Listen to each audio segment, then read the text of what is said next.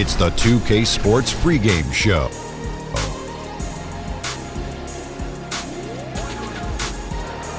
Hello, Hoops fans. It's the NBA on 2K Sports, along with Kenny, the Jet, the champion, Smith, and Shaquille, the Diesel, the champion several times, O'Neal.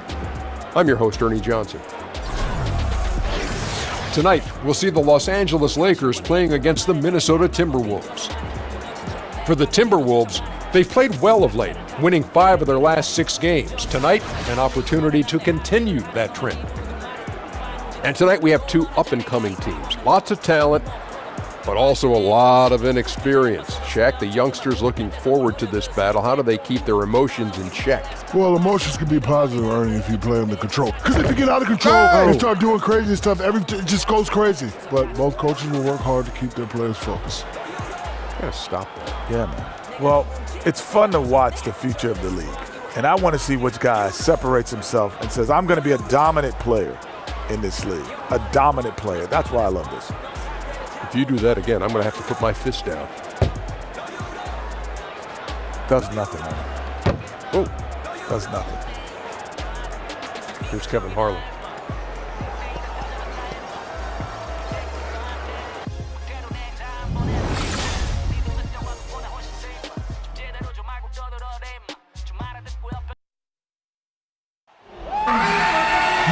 It's an all-Western Conference matchup in today's game as the Timberwolves come into town for this one. Well, the holidays always bring us some incredible NBA action. That's certainly what we have in store for us today. Hi, everyone. Kevin Harlan alongside Kari-Anthony, Doris Burke, our Hall of Fame sideline reporter David Aldridge. And a great surprise tonight. Our surprise guest will be in the booth calling the game with us tonight, folks. We have Laker legend, 18-time NBA All-Star Kobe Bryant here at the table. Kobe, thanks for stopping by. No, thank you. It's a pleasure to see all of you, and thank you for having me. Taking a look at the Lakers, things have really gone south on them. Over the course of the last 7 games, they've gone 1-6. Kevin, in recent games, their luck has been all bad and tough. I mean, that could very well continue against the team they're facing here in this game. It's not going to be easy to end this streak. And we've got time for a quick pregame report. With that being said, let's head to the sideline and our Hall of Famer, David Aldridge. D.A.? Well, guys, Luke Walton played 10 seasons in the NBA, but it wasn't until near the end in 2011 that he started to consider coaching. Walton says, I never thought about it until I hurt my back. Now, while he was out of action, Phil Jackson invited him to sit in on the coaches' meetings. Walton said, I realized that I liked that side of the game. Kevin, he succeeded Phil Jackson as head coach of the Lakers. Back to you. It definitely did, David. He won titles when he played for the Lakers. Now he'll try to bring that winning mindset back to L.A. And over the course of your career, Kobe, 5 NBA championships. Are there any of those that really stand out among the 5 that you accumulated? The last one, beating the Celtics. That was the hardest one by far to get. Why so? Well, you know, we're going into Boston now with the series tied 1-1. And Boston is absolutely excited about having the split and going home now and having 3 games at home, thinking that the series was not going to come back to L.A. And so that was an interesting playing fight for us, and then to go out and get the very next game, just to go down 3-2 coming back to L.A. and then to finally pull out that series after being down 15 in the 4th quarter against the Celtics. Not getting better than that. All fueled up and ready to go. Let's check out who's on the floor, courtesy of Gatorade. So on the floor for Minnesota, Teague runs the point with Butler at his side. They're the backcourt. Gibson is the 4 with Towns in the middle. And it's Wiggins in at the 3. And so it's the Minnesota Timberwolves getting the first points of the ball game. Ingram. Jimmy Butler comes up with the rebound.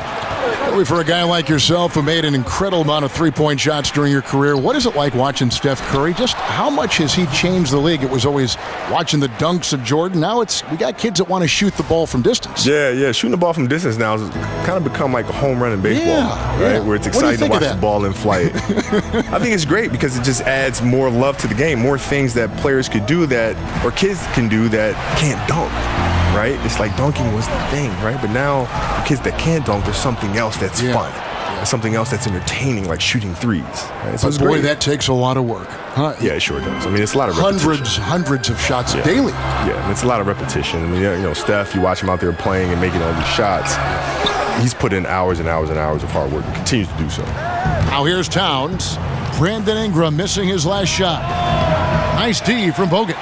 Well, I'll tell you, it hasn't been his best quarter, but we know he won't get discouraged. This guy will keep grinding. Hey, Kobe, after dedicating pretty much your entire life to the game of basketball, a game that I know you love, you said you don't miss it. Why is that? Well, because I've been through that process. I mean, I started playing the game when I was like 2 years old, and playing professionally for 20 years, and I left no stone unturned. So there's no regrets there. I've done everything I could possibly do, and truthfully, the game is still with me. The discipline has changed. The industry might have changed, but the same approach, the same things that I've learned from the game, I carry with me to this day. So the game is still inside of me. And it's out of bounds. They say it was last touched by Towns.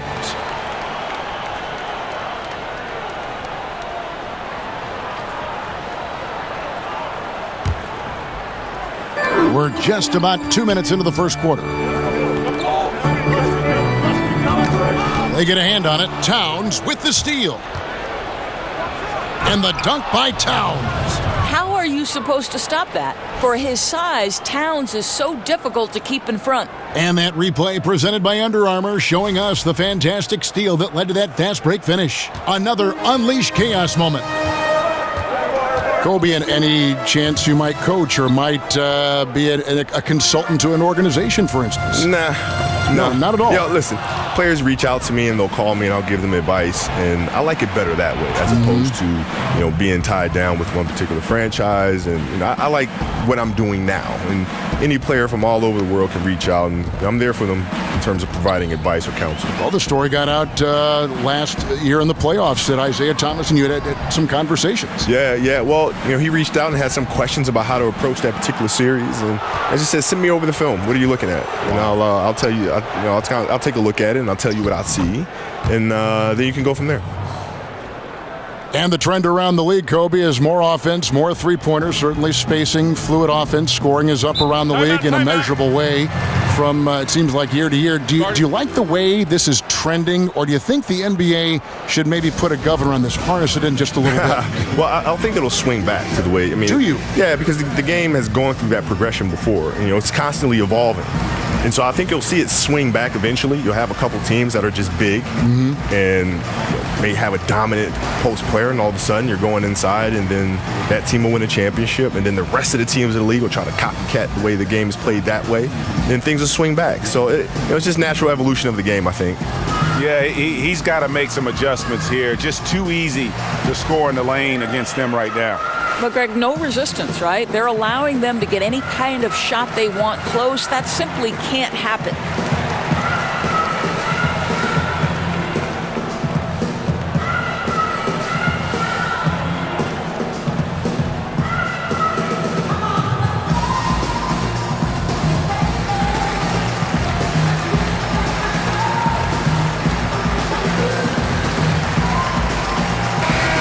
And after 20 years in the NBA, Kobe, you were able to play with so many teammates. Can you make a short list of some of your favorites over the years? Yeah. Let's see. Pau Gasol for me. Derek Fisher. And a quality person. Oh, yeah. I mean, just the nicest guy you'll ever meet. Yeah, right. And Derek Fisher, Ronnie Turioff, who's one of my all-time favorites. Lamar Odom, Shaq, obviously, Robert Horry, Rick Fox. I mean, I've been very fortunate to play with some great teams. Horace Grant, AC Green. I mean, the list goes. Brian Harper. I mean, I can go on and on all day long. Brian Shaw. I mean, I was very fortunate to have some really good teammates. I don't know if you can do it any better on both ends than they have tonight. Well, I don't think you can ask for anything more, Greg. What a wonderful job establishing a lead early in this one. And Kobe, something that has changed in the NBA over the course of your career is the role of the power forward, the four. More and more you need to be able to stretch the floor, take your guy outside, shoot the three. Do you feel that that's a trend, or is that something you think that is here to stay in the NBA? Well, I think things will evolve and things will change. I mean, you start getting, power forwards like Tim Duncan and Garnett back in the league, Dirk. All of a sudden, it becomes less and less of a commodity to have smaller fours. Right. Because you're going to need to deal with the Tim Duncans and the Garnetts of the world. So I think it's just a natural evolution thing. Did you, when you had to guard a big like that, ever fear going out and trying to get him on the side or even working him inside the lane where he would have more power, more advantage? No, I never worried about it too much. What I try to do is I always try to study the film and figure out what their tendencies are, what their sweet spots are, and you just try to get them off of that. It's not necessarily about the size of them, but how do you get yourself in position when you can knock them off balance a little bit and use the lack of size that you have to disorient them.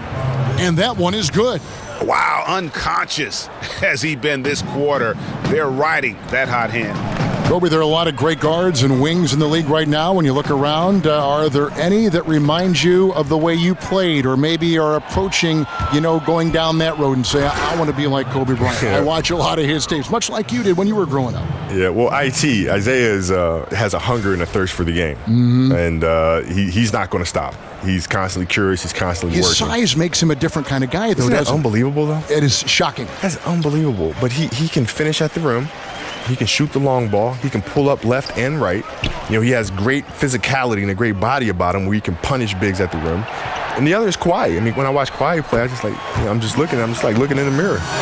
The moves, the positions on the floor. So glad you said that. I feel the same way. Yeah, it's unbelievable, and it's a great feeling because, I'm sure Michael felt the same way. Right, when he retired and you watch me play, you're seeing the same spots. You're seeing a person who studied the person that came before, and there's no need to reinvent the wheel when the wheel's already been created. You just put it on a different car. Well, he has been guided by his coaching staff to watch you and Michael Jordan tape, and I think that's kind of what he's done. Yeah, well, we've connected. We've talked about this stuff before in the past, and again, he's a curious kid and all business. Yeah, curious. He steps out on the floor. He's all business. There's nothing funny. There's nothing silly going on. He's here to do his job, and he's here to help San Antonio win games. And Kobe, you played for a handful of coaches during your career. When you look back on it, was there one coach you wished you could have played for but didn't have maybe a chance to play for? Greg Popovich. That's an easy one for me. Although I did play for him in several All-Star games. Yes, you did. And one particular All-Star game in practice, he came up to me and said, okay, do you want me to just kind of go through like a whatever practice, or do you want me to do the real thing? I said, Pop, you got to do the real thing, because I've been dying to see what really goes on inside these Spurs practices. You got to give us a real practice, man. Yeah. And he did. And Tim just kind of looked at me and was like, dude, seriously. What are you doing here? Come on, you're killing me. So what was a Popovich practice like for you, and how did you try to set the tone? It was high energy, and we moved from drill to drill. It involved a lot of passing and moving and spacing. And so all of the shooting, it wasn't any individual shooting. All the individual shooting took place within a five-man offensive structure, of ball movement, of passing and cutting, and all of a sudden your shot comes here in the corner, and then you slide up to the next line, and you dribble, penetrate, and kick it, and then you slide to the next line, dribble, penetrate, kick. Right? So it involves constant movement where you're constantly training and conditioning the body that you're not just going to pass and stand and be a participant. Right? You're going to be involved into that in the action, not going to be a passive participant.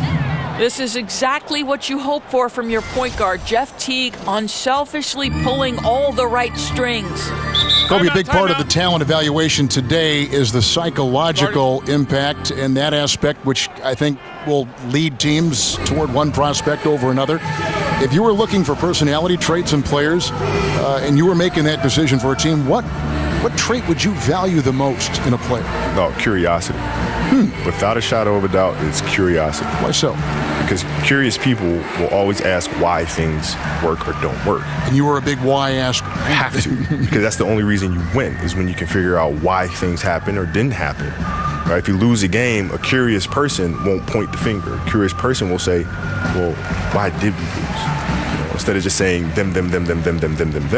They're going to go back and check the film and ask questions. Okay, why did we mess up there? Why did we blow that coverage there? Kobe, that fadeaway jump shot of yours is such a foundational part of your game. What's the key to that particular shot? And who's carrying the torch for that shot now? Well, yeah, the fadeaway is there's different ways to shoot the fadeaway. There's a Hakeem Olajuwon way of shooting the fadeaway. There's a Michael way of shooting the fadeaway. Oscar used to do it, and I know you. Oscar used to do it quite a bit. So I try to use bits and pieces from each, depending on the defender that I'm facing. But yeah, there's certain players that are carrying that shot now. LeBron shoots the fadeaway quite often, as does KD. He shoots it a lot. Clay will shoot it. Kawhi will shoot it quite a bit off of pull-up jumpers and things of that sort. So there are a lot of players doing it. And really focused on establishing dominance down low. And, guys, it's working. Oh, no doubt. I think they've controlled the paint. They've used their size and strength to get off any shot they want. Pass to Bogut. He kicks to Ingram. Dishes it the ball. The feed to Ingram. Lakers passing it around. 5 on the clock.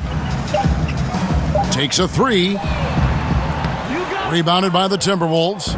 Their last game a win against the Lakers, looking to carry it into this one. And sometimes in that hostile environment, it is hard to stay true to who you are. But give them credit, they did, especially on offense. Yeah, no doubt. I mean, a testament to how level-headed this group is. Nice job executing on the offensive end of the floor. Here's Kuzma. Jimmy Butler making his last shot.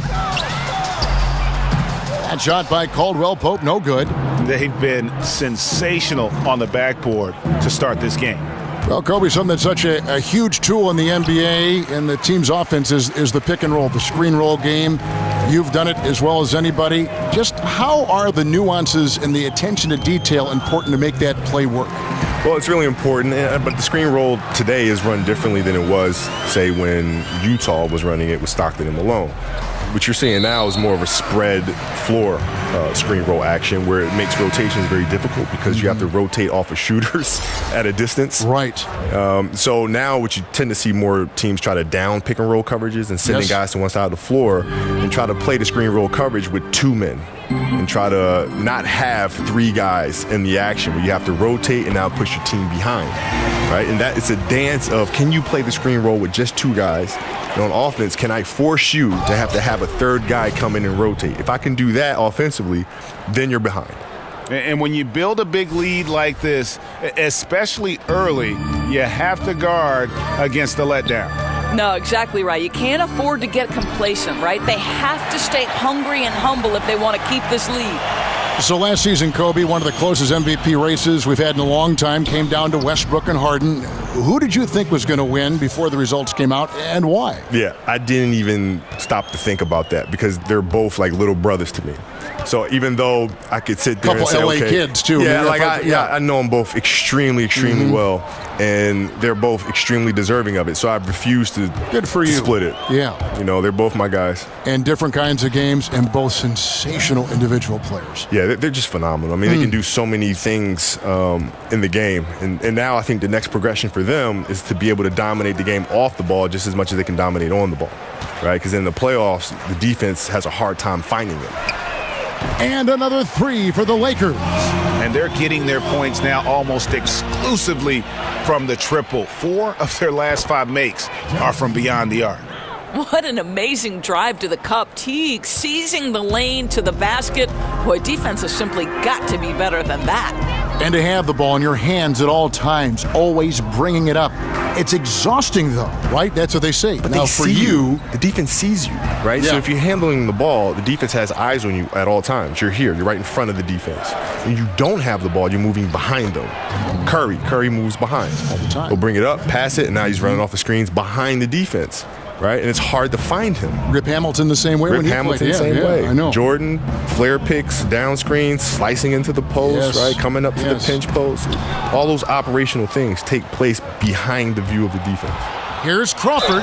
Foul call that time on the way up. That'll give him 2 chances at the free throw line here. And where the shots been coming from tonight? Here's a look broken down by paint, mid-range, and 3-point shot attempts so far for the Lakers. And they've really made a conscious effort to work the ball around and use motion to get guys open in the corners where the 3-point line is just 22 feet from the bucket. That corner 3 has been their go-to shot all season. 2 shots.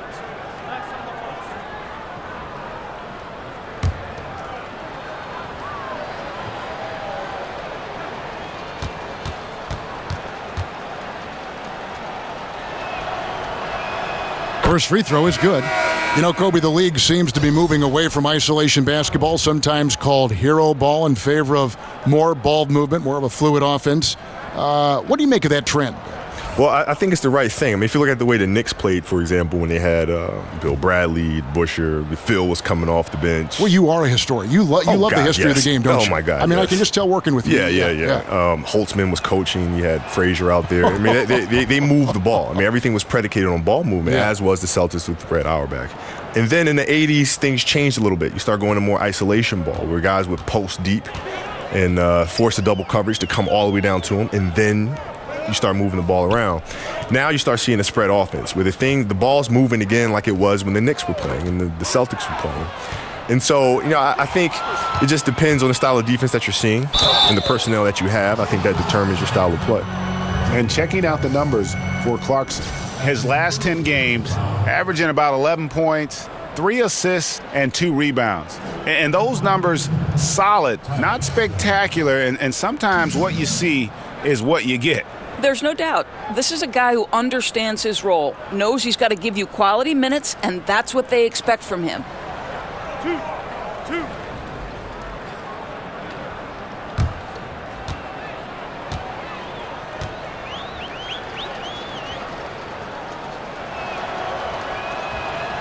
And that one misses.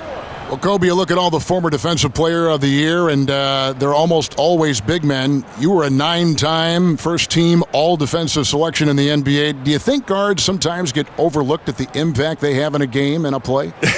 Yeah, they definitely do. All the time, huh? I think the bigs have a huge responsibility in protecting the rim, and those things are very easy to measure. Right, block shots. Blocks and exactly. Whether Rebounding. you're altering shots or defensive rebounds.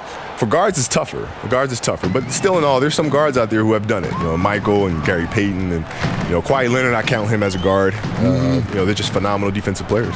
Where does that mindset come from, that defensive mindset, when you're an offensive gifted player like yourself? Well, I think that's a truly competitive person. Some players will call themselves competitive, but you're not truly competitive if you only compete at one end of the floor. That's not what true competitive people do. Well, if it ain't broke, don't fix it. They keep getting it in the paint and continue to score consistently. Randall kicks to Clarkson. 1:03 left in the first quarter of the game. Looking to end the run. The rebound by Gibson. Gibson's got 4 rebounds now tonight. Here's Jang. He makes another one. That's 4 up and 4 in to start his game. Well, the defender trying clearly to impede Zhang's progress, but the contact not enough to stop the shot. They've been looking out of sync offensively. Yeah, their offense has ground to a standstill. Caldwell Pope dishes to Clarkson. Ball's knocked loose. And that'll be the Lakers as it goes out of bounds. Lakers retain possession.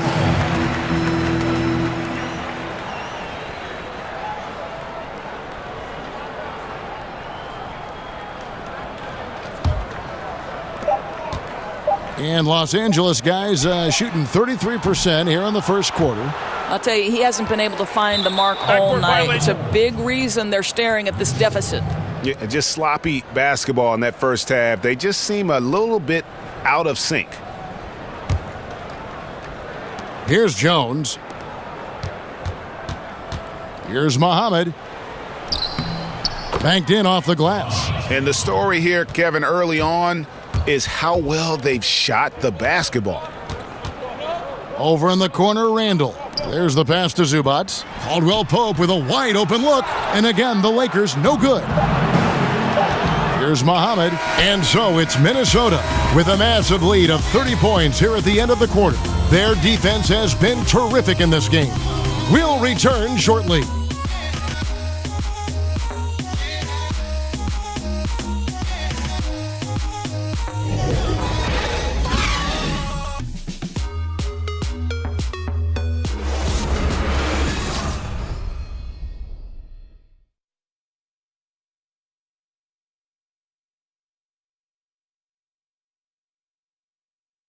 And a guy who seems to improve every season, Jimmy Butler. He spoke with us about one of his biggest surprises. It's crazy because I've never thought that anybody would be preparing to guard me night in and night out. But they do. I have to learn to cope with that and still find a way to be successful on both ends of the floor. And it's a learning curve for me also, but I'm figuring it out. And hard to doubt the dedication of Jimmy Butler. He's found a way to overcome obstacles at each important point along the way. He's a self-made player, and if Butler can stay healthy, boy, the sky's the limit. Well, not exactly a close game so far, but as the second quarter starts here, plenty of time for a comeback. And quite a position here for the Timberwolves to be in. What do you think, guys? Just playing suffocating defense. That's been the difference here for them. Well, the commitment is evident, and they are simply phenomenal at their aggression on the defensive end right now. Ivica Zubac is out there with Julius Randle. Then there's Jordan Clarkson. Then it's Kentavious Caldwell-Pope. And it's Kuzma in at the 3, the small forward. That's who's in the game for the Lakers. Some say, Kobe, that the shooting guard crop in the NBA right now, a little light in terms of depth, not quite as many top 2 guards as we used to see play the game. Who do you like among some of the 2 guards you see now in the NBA? Well, it depends who we're considering the 2 guard. Right, now, because they the just ones, blend, 2s, don't they? the 3s, they all just blend. Combo guards are playing some forward position. It's tough, isn't it? Yeah. So, shooting guards to me are guards that have to do everything.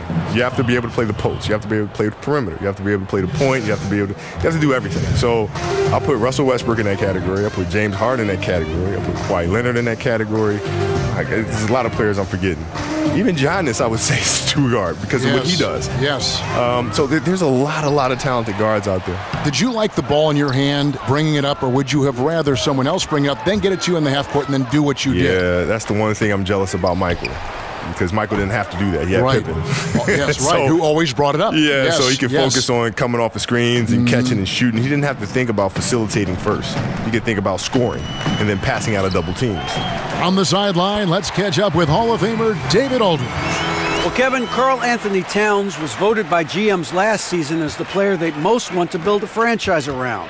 But he is not resting on his laurels. He said, I work hard on my game. I want to be the strongest player, the most intelligent player, and the most skilled player on the court at all times. Kevin? Thanks, David. That work ethic will definitely help Towns get better. He's already a dynamite player. The Lakers with the ball, following the bucket by the Timberwolves. They get the rebound, Zubac, and the ball goes out of bounds. Last touch by Jang. And the Lakers making a change here. Nance is checked in. Towns, he's checked in for Minnesota. Jimmy Butler comes in for Jamal Crawford.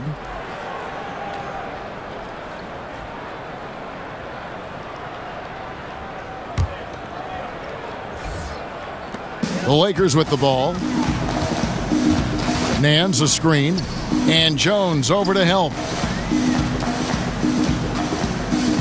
Here's Randle. Up and in, off to an efficient start. 2 for 3 from the field. And Kobe, you talked about coming off screen. Some guys come off a screen and kind of just lollygag. You came off and you pass the ball and then get back at it again. Yeah. Efficient. Explode off those screens. Angles, right? Yes. You got to be able to read those things. And when you're catching, you're in attack mode all the time. Because then it's demoralizing to the defense. I'm sure it is. You're always on. Yeah. You're always looking. You're always checking. You're always in fear that he's going to attack. So, yeah, we always try to keep our foot in the gas. Always. Or foot in the throat. Yeah. Yeah, just a terrific job of just staying with it. Nice.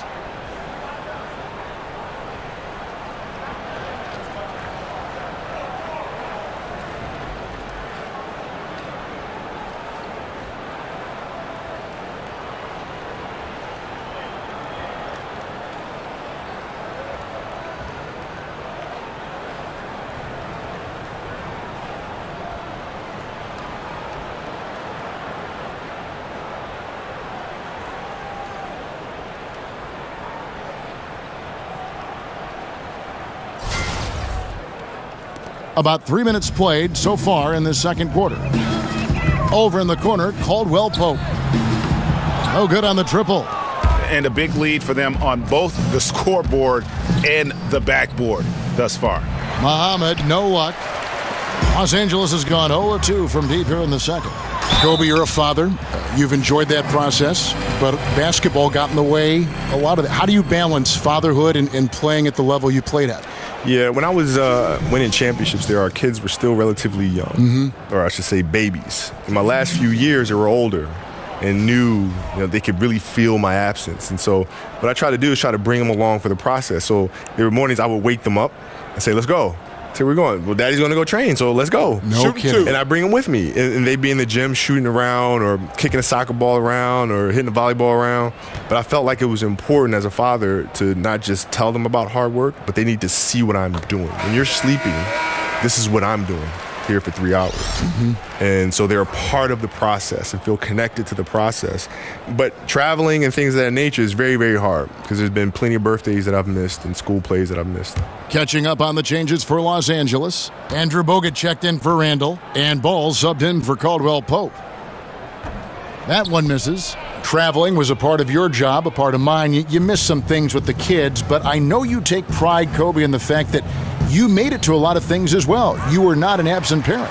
Well, yeah, I mean, it's I having a great partner. I mean, my wife has been absolutely amazing, which I think is extremely important as well, because she really held down the fort at home, which to me is the toughest job in the world to do.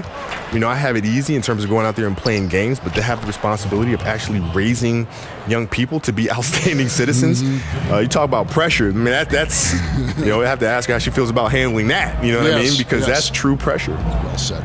And in the history of the NBA, only a handful of players have lasted 20 seasons. Kobe, you played all 20 with the Los Angeles Lakers, an NBA record for seasons with one team. What does it mean to just having worn that Laker jersey your entire career? Well, I mean, it's a huge honor. I've always been a massive Laker fan, even when I was a kid. And so I never dreamed that I'd actually be wearing the golden armor for my NBA career. So to be sitting here right now, having played 20 years, is literally the coolest dream that could have ever happened to any kid. Happened to me. And I don't know that it'll happen again. The way the league is structured now, the money, the free agency, even though you had a chance to leave a couple times, you always chose to stay. Well, yeah, I mean, it's you know, loyalty is a word that you hear thrown around often. But in this day and age, it's very tough to see in sports because of the cap, because of, you know, the free agency market and so forth and so on. So I've been very, very fortunate to have a great organization and to be able to have played 20 years of my career here. And the first one at the line is good. You know, I think the one area where Muhammad seems to get more comfortable each year is the free throw line. Brandon Ingram, he's checked in for the Lakers.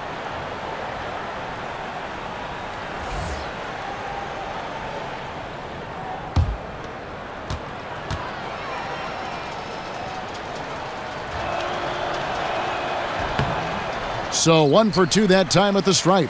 Los Angeles has gone 0-3 from beyond the arc to start the second quarter. And again, the Lakers no good. He has that confidence rolling, hitting 2 threes in the first, but he had Look at that jam. Wow, get out of the way. Wow, the size and speed of Towns, a natural-born highlight reel. Here's Ingram, looking for his first basket still in this one. And with all the different technological advances in the league, you see a lot of player and coaches now reviewing clips and tablets and a lot of film sessions. I know you used to study a lot of the league's videotapes. How much easier is film study now, say, from the time in the late 90s when you got in the NBA? It's so much easier. Really? Oh, my God. When I used to get in the hotel rooms, you used to have to call the front desk, and they used to roll up the TV on the wheels. With the VCR machine. With the VCR connected right. to it, right? And I have to have all of these tapes, and you got to put the tape in, and you got to rewind it, and you got to fast forward it, and you got to rewind it. Yeah. Now it's just everything's right there in front of you, right? And it's very easy to skip and go to the next game and then jump back to the game before or fast forward to the fourth quarter. I mean, it's so easy now. Well, I'll tell you, he's been a go-to guy for them as they've taken this lead, and he keeps coming. LA's gone 1-6 from three-point land in the second quarter, less than 20%, but they've continued to let him fly. Clarkson with the screen for Ball. Lakers working the ball around now. The offensive rebound. The shot's good from Nance. That's a big payoff for crashing the offensive boards. Go to work. It's been all Timberwolves. And Butler, here we go. It's hauled in by Bogut. Bogut's got his 4th rebound in this one.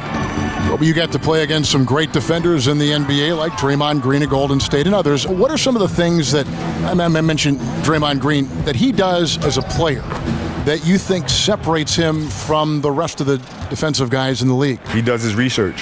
He does his homework. You can tell. Oh, yeah. I mean, you can tell. When you watch him play, he puts himself in position before the offensive player even attacks. And how does he know that? Because he's watched the film. He studies. He knows the player's tendencies.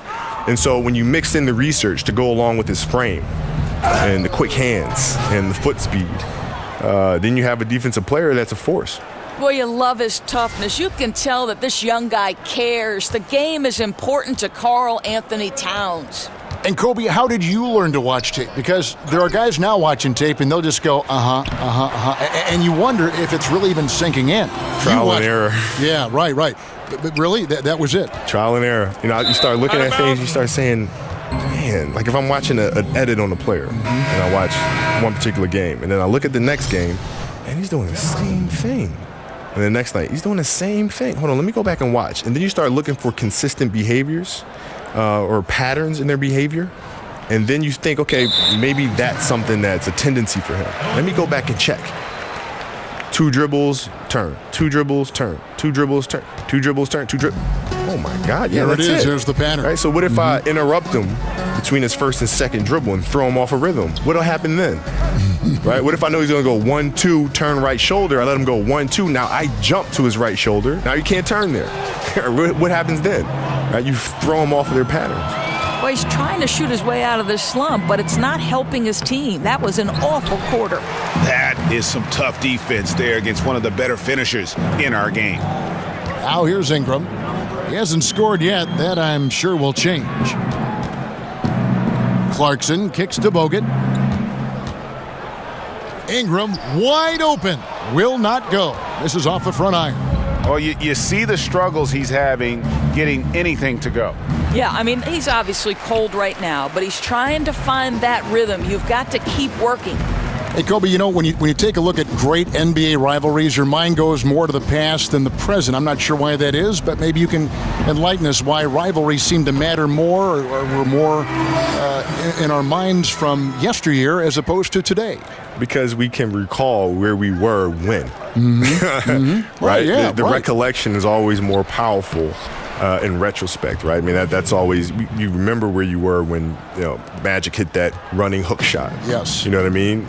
Some people can remember where they were when Nelson hit that shot that bounced off the back of the rim and almost touched the rafters and fell back in, you know what I mean? Right. So I think it's those memories that create a lasting impact. And even though in today's game, you can look at it and say, there's no real rivalries in today's game. There are.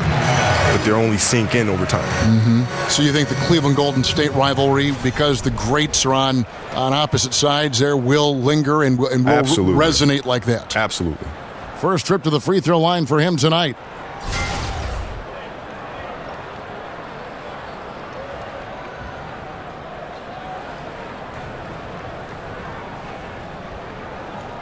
Mind the lanes. Mind the lanes. One shot.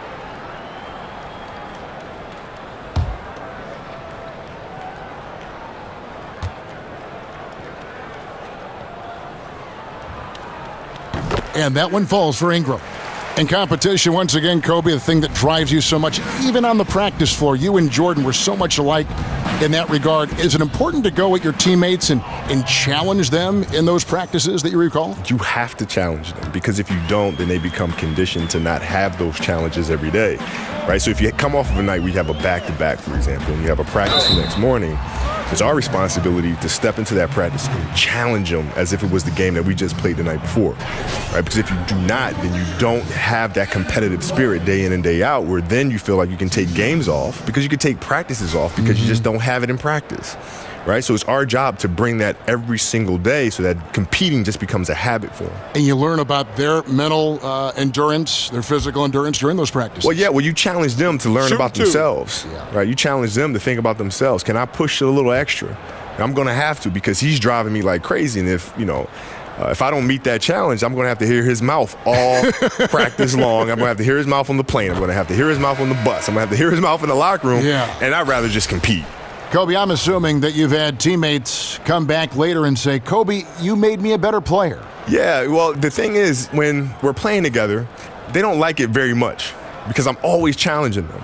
But then at the end, like even to this day, we're all very close. We're all great friends because they knew what I was trying to do was trying to push them to be the best version of themselves.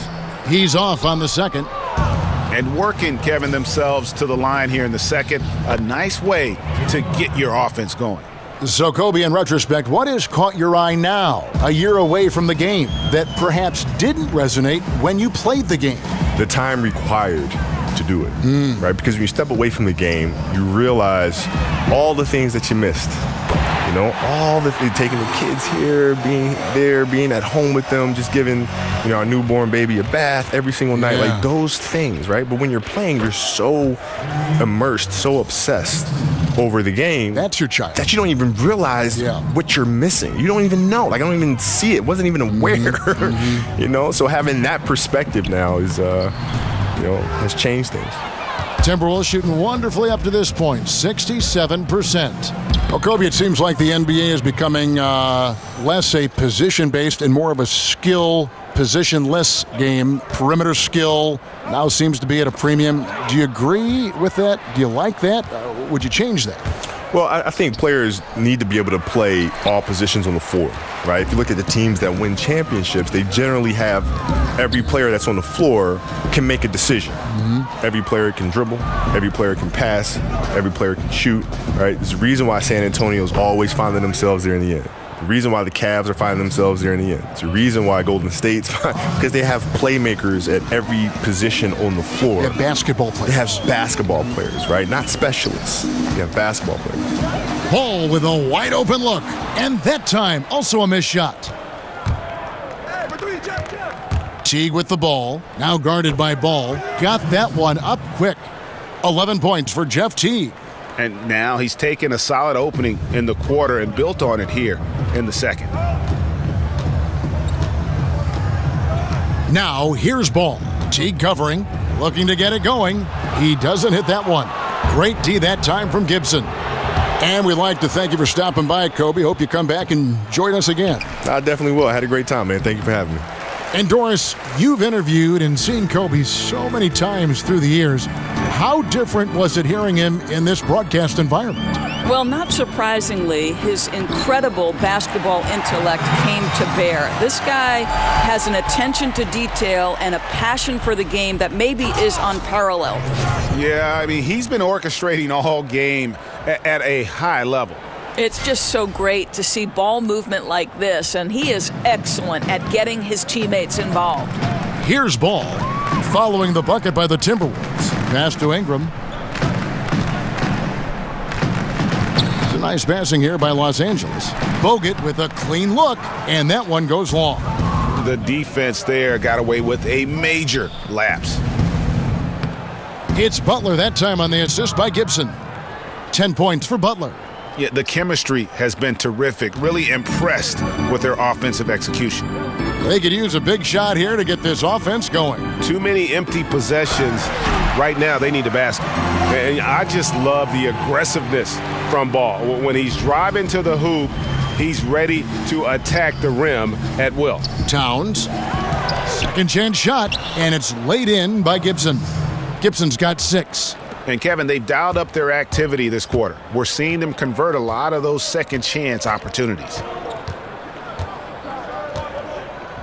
Inside, Nance tipped back in for 2. And you have to have an appreciation for Ball's passing skills. I mean, he just sees the floor beautifully, easily working the ball over to open teammates. And they keep hammering away at him inside, forcing the ball into the paint. It's been all about Kari-Anthony Towns for Minnesota. That quarter had to take a lot out of him. He racked up 12 points. And a chance now to send it over to David Aldridge, standing by courtside. David. Kevin, thanks. Here with Jimmy Butler. Jimmy, you have come a long way in this league. When you look at your career now versus when you came in, how different is it? Much different. I think on the floor, I'm supposed to do a lot more on both ends of the floor. And off the floor, I think it's still the same. People recognize my hair. Well, it is a unique style, Jimmy. Thanks a lot. Back to you, Kevin. All right, David, thank you. And stay with us, folks. We'll be back just after halftime to get the third quarter started. It's the 2K Sports Halftime Show. Hey, everybody. Ernie Johnson joined by Kenny the Jet Smith and Shaquille O'Neal. Welcome to the NBA Halftime Show on 2K Sports. Been working out. The first half was all about Kari-Anthony Towns. He had 34 points, 6 steals, and 11 rebounds. And Kenny, what did you see out there from the Timberwolves? There's so many things you could say about the development of Kari-Anthony Towns. Just as accurate from the outside as he is in the post. Defends on the perimeter and the rim. Shaq, your take on the Lakers. Their field goal percentage reminds me of Kenny's breath. Brutal. Not reading the defense, not getting enough quality looks. They need to make major changes because the system they ran in the first half was not working.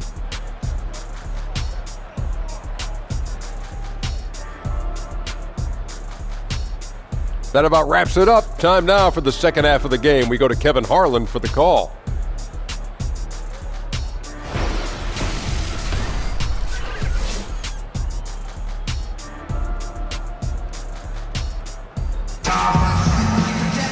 And as we begin the second half, first half wasn't even close, guys, and we'll see if there is a comeback on our hands or more of the same as we get the third quarter started. Kari-Anthony Towns has been sensational. And how about that? Already through 2 quarters and some change, he's got a double-double. I'll tell you, he took over the game in that first half, Greg. They really have got to find a way to slow this guy down. And as we begin the second half, first half wasn't even close, guys, and we'll see if there is a comeback on our hands or more of the same as we get the third quarter started. Here's who Tom Thibodeau is starting the second half with. Gibson is the 4 with Towns in the middle. Teague runs the point with Butler at his side. They're the backcourt. And it's Wiggins in at the 3. Oh, and here we go with Gibson. Nobody back. Wow, the long reach of Cat. When he grabs for the ball, it's over. And Los Angeles guys shooting about 35% from the floor. Not much falling for them. Doors have talked about the evolution of the specialist, the pure 3-and-D guy, for example, who in that category are some of the best in your opinion. Well, I'm so happy that Klay Thompson has evolved from a guy who believed coming into the NBA that he would strictly be a 3-and-D guy to a much more versatile scorer. But in today's iteration, I would have to say Danny Green won a championship for the San Antonio Spurs, doing nothing but absorbing the biggest threat on the offensive end for the opponent and then being able to make huge threes at timely opportunities. Patrick Beverley, another guy grinding it out, increasingly making shots, and of course, tenacious on-ball defender. Here is Nance. Jimmy Butler making his last shot.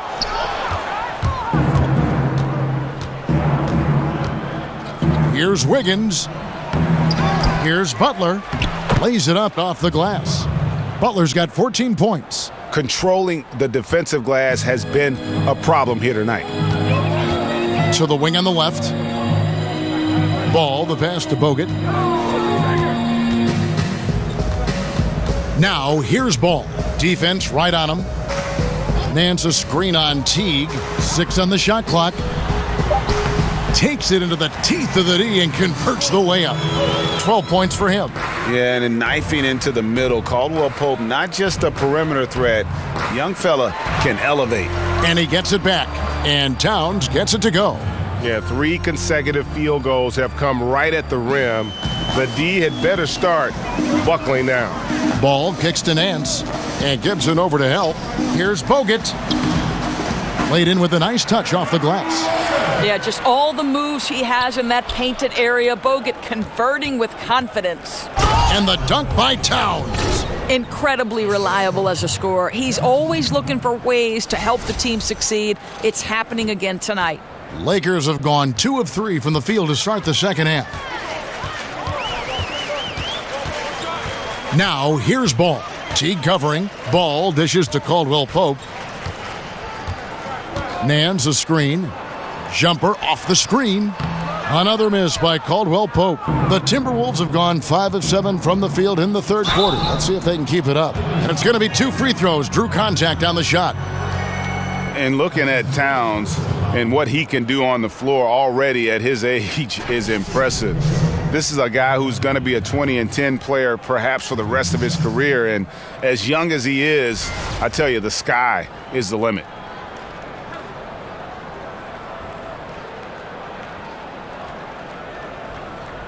Take a break. Take a break. 2 shots.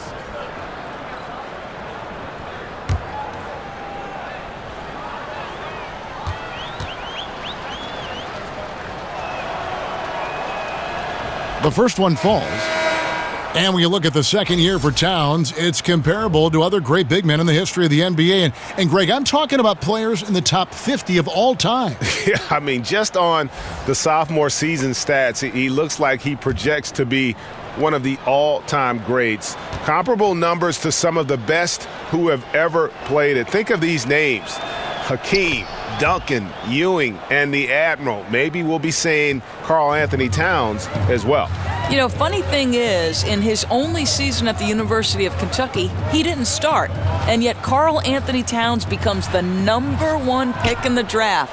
So unusual. And keeping us updated from the sideline, let's swing it over to David Aldridge. Well, guys, analytics has taken over the NBA, but Minnesota coach and president of basketball operations Tom Thibodeau says it doesn't tell you everything. He said analytics can measure a lot of things, but it's very difficult to measure drive. The magic is in the work. Kevin? And Tom Thibodeau makes a good point, D.A. Analytics is certainly helpful, but it doesn't capture everything. Now, Towns, after Brandon Ingram missing on that last three-pointer. Boy, how bright is the future for Kari-Anthony Towns? The guy's already putting up 25 and 12 in his second year. This guy led every big man in double-doubles last year. He dominates every category you want a big man to impact. Gentlemen, two shots. Two shots.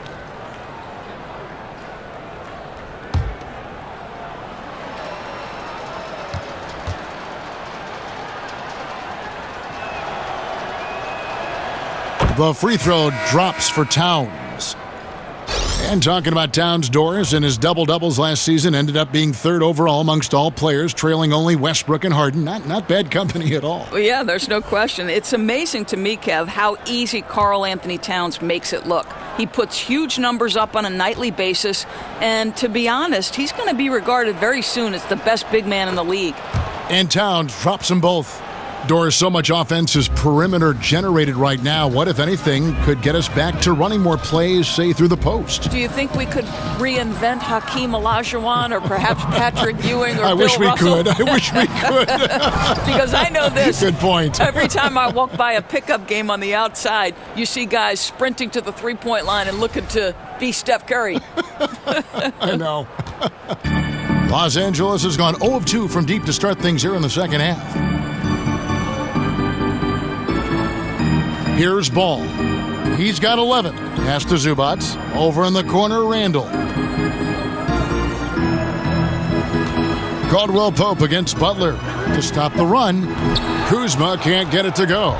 You know what? He's just stone cold right now. Really not sure if he's their best option offensively as they try to get back in this game. Boy, they have leaned on this guy to carry their offense today, and he has come through with flying colors. Randall passes to Kuzma. Back to Randall. Pass to Kuzma. Lakers passing it around. They set the screen.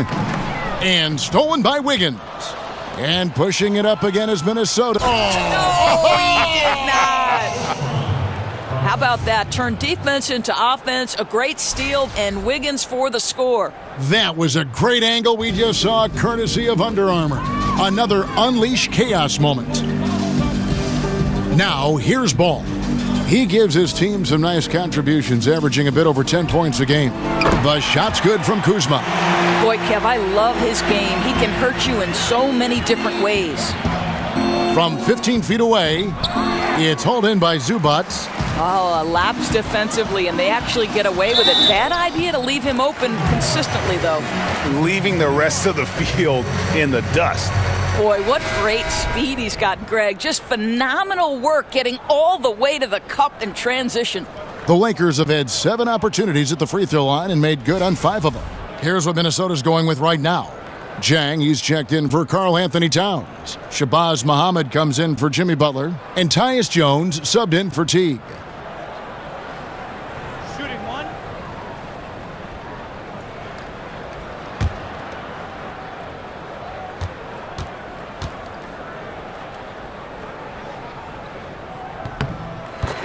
And one of the more surprising moves this past offseason was when the Pistons let KCP go. Two sides couldn't see eye to eye on a contract, and eventually they let him be an unrestricted free agent. Well, no question. Zhang is showing greater confidence on the offensive end tonight. Down low, here's Zubac. Kept alive. Second shot opportunity. The shot's good from Kuzma. Kuzma's got 5 points now this quarter. Here's Wiggins. The shot, no good. So Los Angeles will take it the other way, coming off that loss against the Timberwolves. Yeah, that was more than just a tough loss. That was a complete embarrassment. Look, Greg, they simply didn't bring it. And that's one of those losses that you just have to throw away and forget about. Count that one. And that set them apart today, guys. Their success with the mid-range. Ball with it. 11 points in the game. For three, Caldwell Pope. A rebound by the Timberwolves. Zhang's got 10 rebounds here tonight. So active. Well, he had the defense's attention, dropping 2 threes in the first half, but he hasn't made one since. Caldwell Pope for three. Another miss by Caldwell Pope. Oh, he'd like to have that one back. He almost never get that wide open a look. Here's Wiggins. Gets it to drop, and now he's shooting at a 5 for 8 clip. Yeah, it's been about the fast break. Been real kind to him here early, and they are clicking in transition. Gibson with the steal. And now Minnesota on the fast break. Andrew Wiggins should get a 10 for degree of difficulty. That was beautiful. And Los Angeles guys, shooting is leaving something to be desired. Just 36% here in the third quarter. There's the pick. Here's Kuzma. And the three off target. Minnesota shooting 66% right now. This offense getting everything they want out there. And it's Wiggins missing. Boy, not enough spring in his step on the way to the cup. He actually short arms that layup. Caldwell Pope for three. The three-pointer is right on target. Caldwell Pope's got 8 points in the quarter. They've given up a lot of three-pointers here today. Basket good. Indicative of what we've seen tonight. One team being the aggressor, the other failing to react.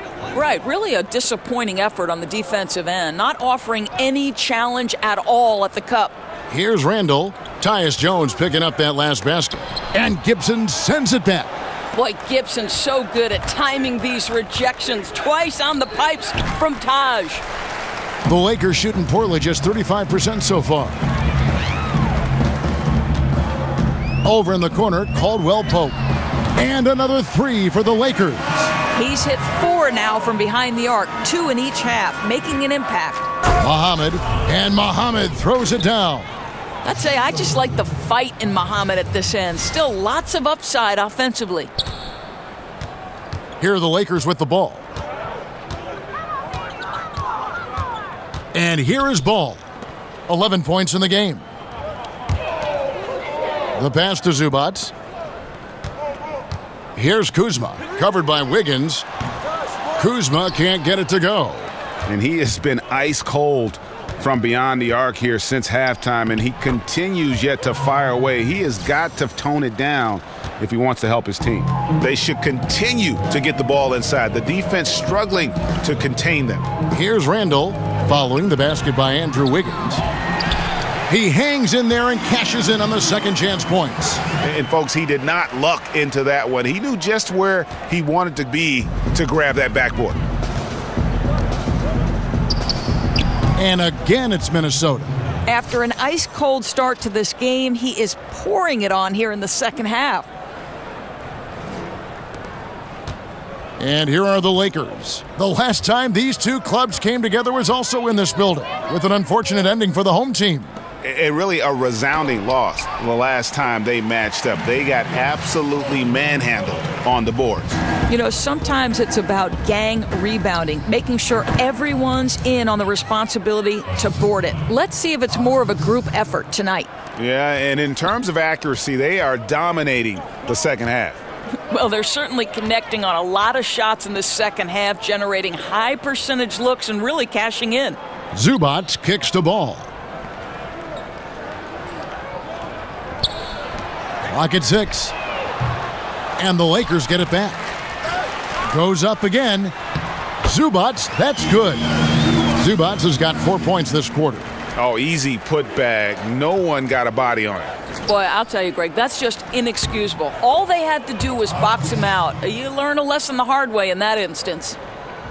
Well, you think about Tom Thibodeau as the architect of so many great defensive teams. For Minnesota, it took some time on the defensive end, but he feels like this team is starting to turn a corner on that end. And some changes here for the Lakers. Nance comes in for Julius Randle, and it's Clarkson in for Ball. Jamal Crawford, he's checked in for the Timberwolves. Now, here's Clarkson. He has 7. Here's Kuzma. Shoots over Muhammad. The shot's good from Kuzma. Kuzma's got 11 points. And for Thibodeau, you simply can't play for him unless you exert maximum effort on defense. Doris, he can be tough, but fair in what he demands. Well, as long as you're willing to work hard every single day on every possession, you can play for Tom Thibodeau. This is a guy who constantly preaches the importance of the little things, and he wants proper defense to become second nature for his team. And here is Los Angeles now, following the bucket by the Timberwolves, and then slams it in. Yeah, liking the vision there from Caldwell Pope, looking to get his guys going when they're open. Jones kicks to Muhammad.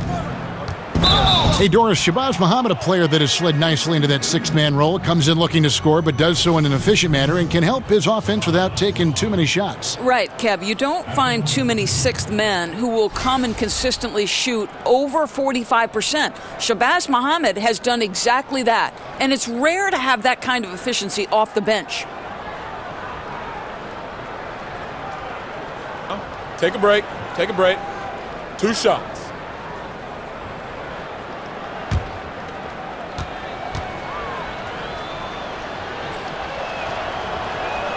And that one falls for Muhammad. And Greg, you wouldn't expect it from a Coach Thibodeau team, but defense was an issue for the Timberwolves last year. And the Wolves brought in Butler to help with offense, but more importantly, his defense. And Butler, familiar with what Thibs likes to do on both ends of the floor, has the leadership the team needs, particularly on the defensive end. Muhammad hits them both. We're still waiting for that first miss from the line this half. Now, here's Clarkson. 7 points in the game. Kicks it to Ingram. Over Muhammad. They shoot again. Rebound, Minnesota.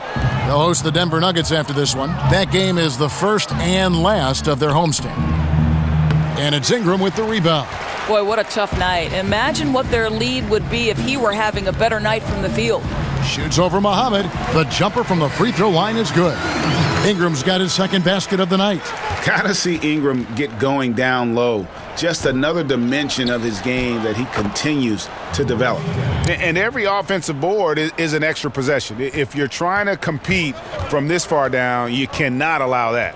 I'll tell you, what an effort on the glass. Even with this lead, they're still going all out. Caldwell Pope kicks to Nance. The dish to Clarkson. Feeds it to Nance. For 3, Caldwell Pope. No good on that last second attempt there. It's been all about Kari-Anthony Towns for the Minnesota Timberwolves. With the points he racked up that quarter, he has broken his season-high scoring mark already. We've got more NBA basketball coming your way in just a minute.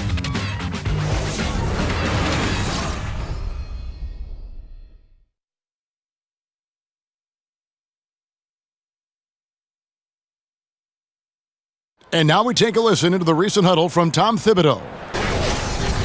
Defensively, make sure we're all getting rebounded. No second shots.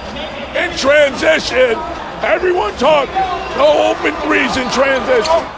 And Tom Thibodeau wanting his team to pay particular attention to certain areas of their defense.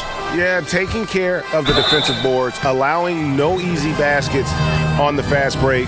These are key elements in terms of you having success. Welcome back as we get ready to start the fourth quarter. Not exactly a nail-biter here, but you never know. They've got Brewer. Hart is out there with Ennis. Then it's Bogut. And it's Dang in at the 4-man position. That's who's in the game for the Lakers.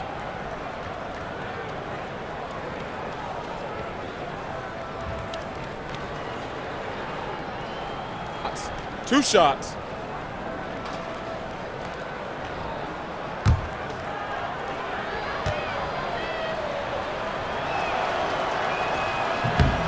The first free throw is good.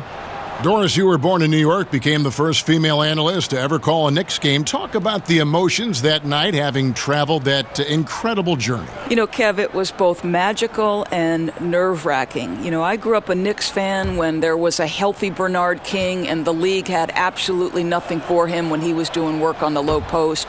Hubie Brown was an idol of mine, but it was also nerve-wracking to be the first woman to sit in Clyde Frazier's seat. It was sort of awe-inspiring and a ton of fun. Now here's Ennis. Passes it to Hart. Ball's knocked loose. Crawford with the steal. Here's Aldridge. Oh! But you just can't allow a guy that kind of position. Aldridge leaves no doubt. Now Brewer. So there's a new procedure for choosing starters in the All-Star game, Doris. Fans account for 50% of the vote, as you know. Players, 25%. Media, 25%. What do you think of that? I love that the fans have a vote. I would like to see the percentages changed in this way. I would like players, the peers, to have 50% weight. Give the media and fans 25% each. So just swap it so that the peers are dictating the outcome of the All-Star. Or even if you just had maybe 2 players from each team, guys with some respect and some nice perspective to fill that role you're talking about. That's a great point. You pick your leaders from your group, and they cast the vote. Perfect. Now here's Crawford after the miss by Luol Deng. That's nice technique on the glass. You know, you leverage your position and your size to pull that in.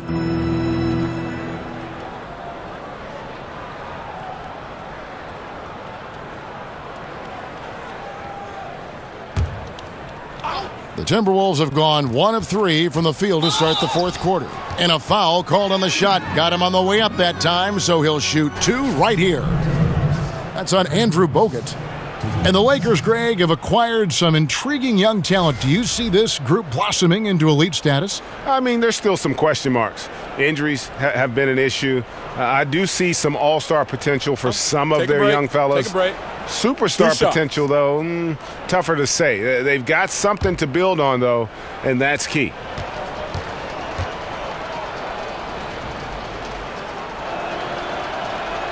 The first free throw is good.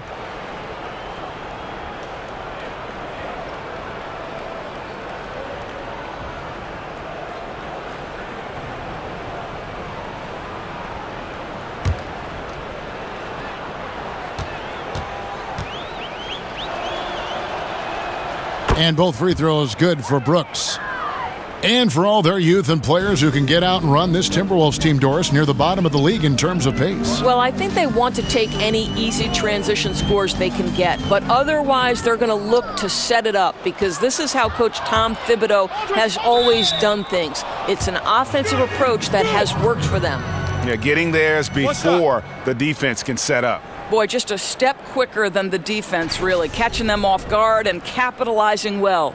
And All-Star Week, a fan favorite, certainly. But, Doris, I've heard you say on more than one occasion you'd love to see a 3-on-3 competition. Kevin, I think if you're trying to learn the game of basketball, putting yourself in a situation to play 3-on-3 is one of the greatest ways you can develop your game. One, it teaches you how to pass and cut.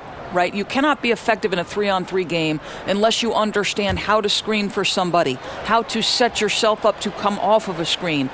The shorter dynamic of the 3-on-3 in a half-court environment is one of the best ways to learn how to play the game of basketball. I love that analysis. That's terrific. The Lakers have gone 2 of 3 from the field to get the fourth quarter started. Now here's Ennis. T right on him.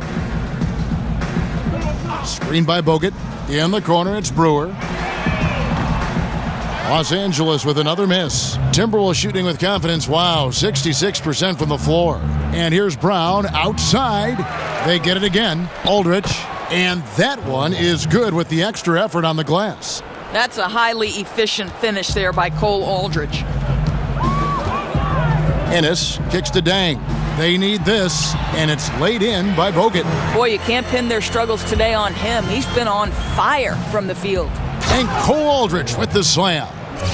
And guys, he's not an easy man to stop when he's got the rim in his sights. Never has been, never will be. He is a determined finisher. to the inside. And there's Bogut. That's good on the assist by Ennis. And that's 15 points for Andrew Bogut. And he's really made the most of his opportunities today. I mean, he needs to keep working for those kinds of looks. And when you're down this many points, hard to justify leaving a good shooter that wide open. Right. If you want to get back in the game, you simply can't afford to let long-range shooters get comfortable. It's good. How good is that pass? Certainly makes the offensive opportunity easy. And there are the Timberwolves with another bucket. And they've worked the ball around so well tonight for those quality looks from mid-range. Poked away and taken away by Brown. And here comes Brown, leading the fast break. Basket is good, and he'll get a chance for one more at the free throw line. Just giving up way too many transition opportunities. Doris, I've heard you talk often about instituting a play clock from the very beginnings of someone learning the game of basketball. Kevin, I think this is absolutely critical to the future of the game of basketball here in the United States, because the Europeans right now, from the formative stages, from the youngest someone picks up the game of basketball, play under duress of the shot clock. And the reason that's important is you must be a three-tool player to play under duress of the shot clock, meaning you've got to be a triple threat. You've got to be able to pass it, dribble it, and shoot it. And to do that with the pressure of a shot clock leaning in on you from those earliest moments is significant. And I know I have the backing of guys like R.C. Buford and Rick Carlisle. They believe, more important than me, intelligent basketball people believe that in the United States, we must institute a shot clock from the time guys and young women pick up the game. No hesitation at all in transition, and they have a huge margin in that department. And Brewer kicks to Ennis. He dishes it to Bogut. Pass to Hart. Lakers passing it around. Brewer. And again, the Lakers no good. Now the Timberwolves with it. They're on a 19-6 run. And he's fouled on the shot. One free throw coming up. And defensively, they are on their heels every time the ball comes inside. And really no other way to put it, but the Lakers with that dramatic front office change last season around that deadline and new big-name leadership. The hope is that they can escape from what's been an awfully rocky patch here of Lakers history. One shot.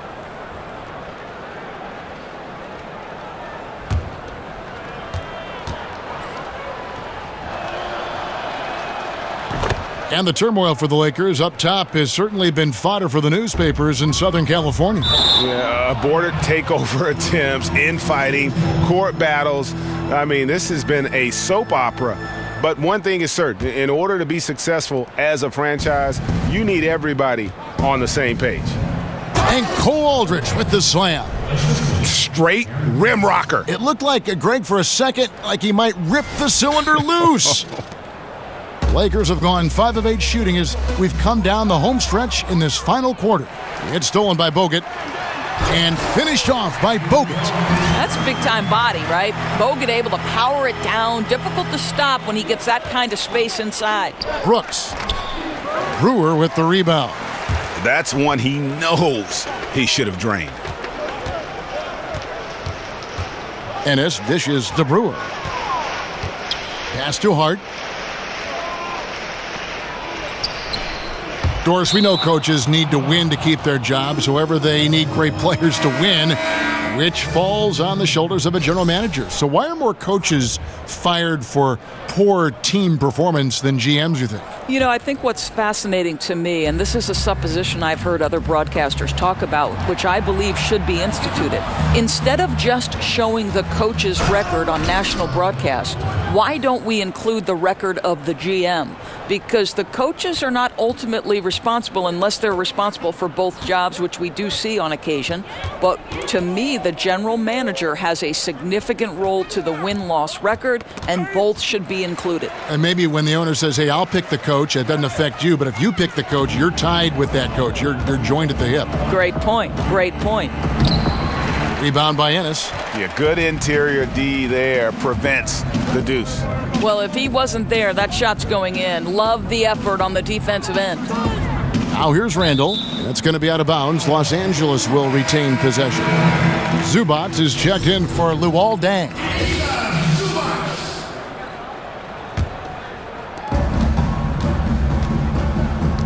Ennis with the ball. Knocks it loose. Here's the break. Here's Aldridge. And Cole Aldridge with the slam. And that's how you make a steal count. Turn it into a quick slam at the other end. It was really a case, it looked like Kari-Anthony right there, if I can say so. It was really a case of a great defensive play triggering some instant offense. Yeah, and he was so quick to break on that one. A good sign that he read the play. Here's Hart after the basket by Minnesota. Just 5 on the clock. Randall passes to Hart. He feeds it to Ennis. And a foul called on the shot. Got him on the way up that time, so he'll shoot 2 right here. I love the complementary aspect of this group now. You know, you've got the young talent, but you've brought in some veteran leadership here for the Timberwolves. The duo of Wiggins and Kari-Anthony Towns kind of gave the confidence to them to go out and acquire a superstar in his prime like Jimmy Butler.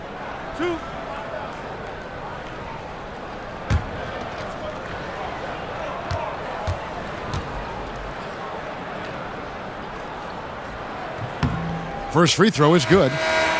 And Greg, the core of this Timberwolves team is Wiggins and Towns. And, you know, rarely do you get to see 2 number-1 overall picks team up early in their careers. And how about back-to-back years, no less. But I consider Jimmy Butler kind of a foundational piece as well. He's in the conversation for the best shooting guard in our league. He hits one, then misses the second attempt from the free throw line. Doris, much to the chagrin of basketball purists, we're seeing the near extinction of the mid-range game. Is there a way to reverse this trend? Kevin, I don't know that we're seeing the extinction of it, and I would point directly to the Finals MVP, Kevin Durant, because if you look at some of his success, it is directly in the mid-range. Russell Westbrook has some effect in the mid-range. I mean, listen, certainly the priority is on layup and 3, but I don't think we've seen the extinction of the mid-range. I think this is a cyclical type of situation in the NBA, very much the way we've gone away from a low post center. Would a player that's a next level, next generation kind of player change our thinking about that? Let's see. The game is always in a constant state of evolution.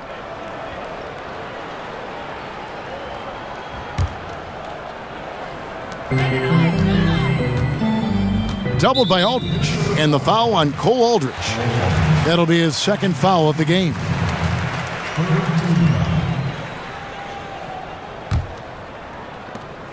Out to the right wing.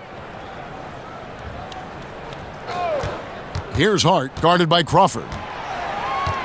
Down to 5 on the shot clock. Lays it up and banks it in. Minnesota's gone 1 of 2 from three-point range here in the fourth. Here's Aldridge. It's hauled in by Los Angeles. Zubac has got rebound number 8 here tonight in the game. Here's Hart. And a strong finish with 2 hands. Yeah, just solid work on the back end of that play. Yep, you're right. Finished hard with 2 hands on that stuff. And he makes that one. And defensively, guys, they've been unable to shut down the middle. Lakers have gotten exactly 2/3 of their shots to find the bottom of the net here in the fourth, 8 of 12. Ennis with the ball. Jones covering. Here's Hart. Out of bounds. Minnesota takes possession. Minnesota making a switch here. Muhammad's checked in.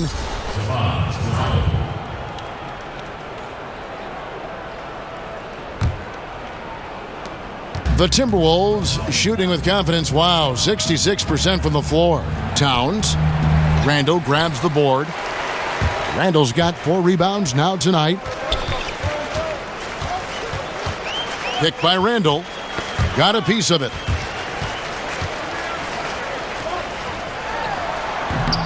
Rebound by Aldridge. Aldridge has got 3 rebounds now in this one. Here's Towns. Second chance shot, and Crawford finishes inside.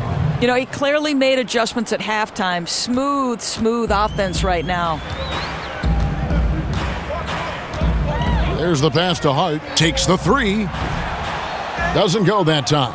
And it's the Timberwolves taking it the other way. Here's Towns. Bounces high off the rim and drops.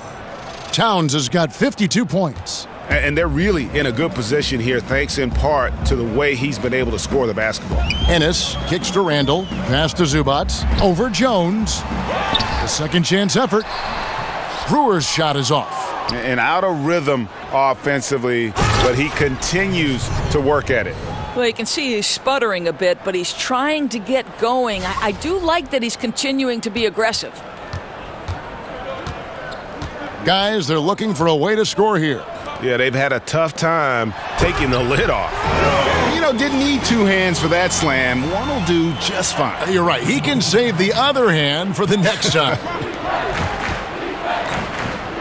Here's Towns.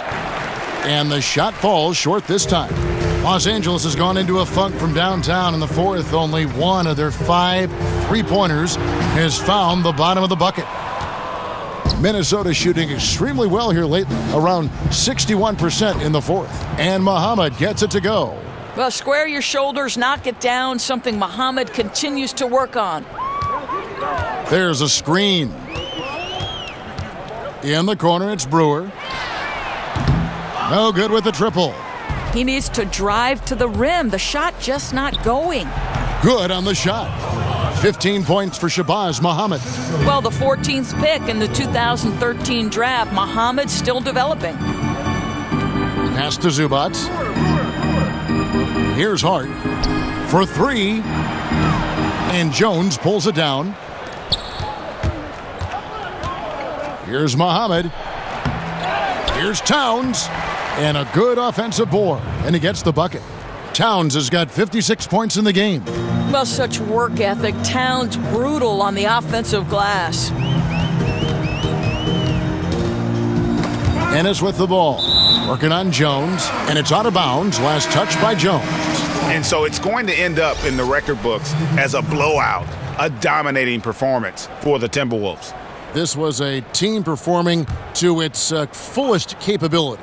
A hugely satisfying win. A game that not many will soon forget. And on the other side, one that I think most will try to forget. And so looking at their number, this will be win number 22 on the year. And what a tremendous standout performance it was for Kari-Anthony Towns.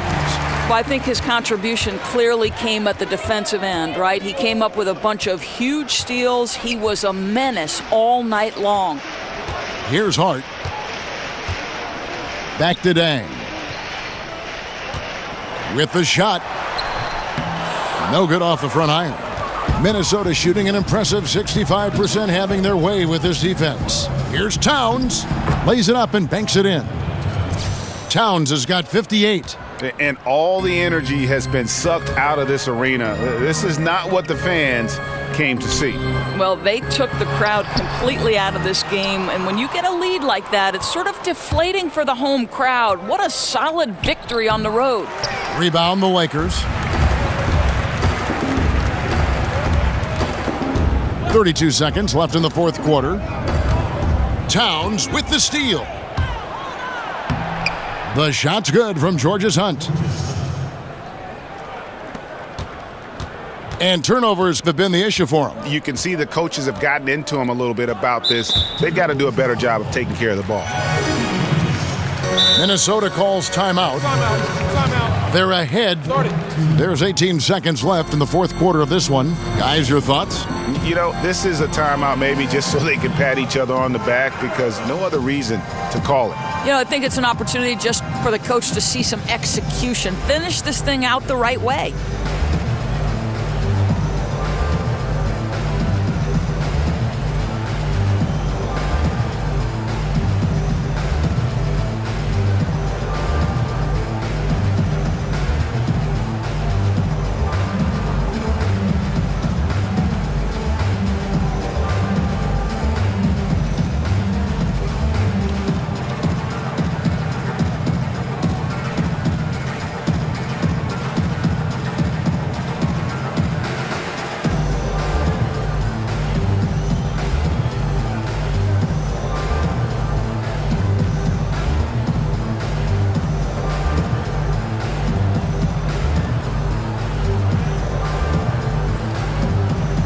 And now the presentation of our Jordan Player of the Game, Kari-Anthony Towns. Yeah, and his performance has been a jaw-dropper. It must have been feeling great coming into the building tonight because once he hit the court, it was all working for him. He was in a zone.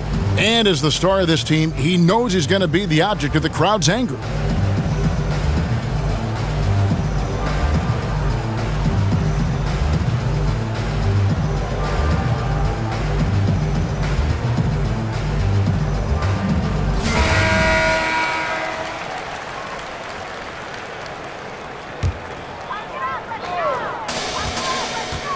And Jones over to help. And now here comes Jones leading the break. Here's Towns. Second shot opportunity, and it's good on the layup. Towns has got 60. You know, this kind of scoring performance is going to have defenses reacting to Towns the way they did to Anthony Davis. And so it's the Timberwolves taking care of business here. This crowd was stunned by the manner in which their team was dismantled. You know what? Shocking. I don't care what the matchup is. You never expect a road team to come in and just cruise to the kind of win they did tonight. And a chance now to send it over to David Aldridge, standing by courtside. David. Thank you, Kevin. Now, Jimmy, you have not been shy about setting the bar high for this team defensively. Now, how do you think you did at that end tonight? We did our thing tonight. We came out, put bodies on guys. Basketball is a game of runs, and they got some great scores, but in the end, we did what we were supposed to do. You got the last run, and that's what matters. Thanks, Jimmy. Back to you, Kevin. All right, David, thank you. And that'll wrap it up, folks. For Doris Burke, David Aldridge, Greg Anthony, and the rest of our terrific 2K Sports crew, this is Kevin Harlan saying thanks for watching. We'll see you next time.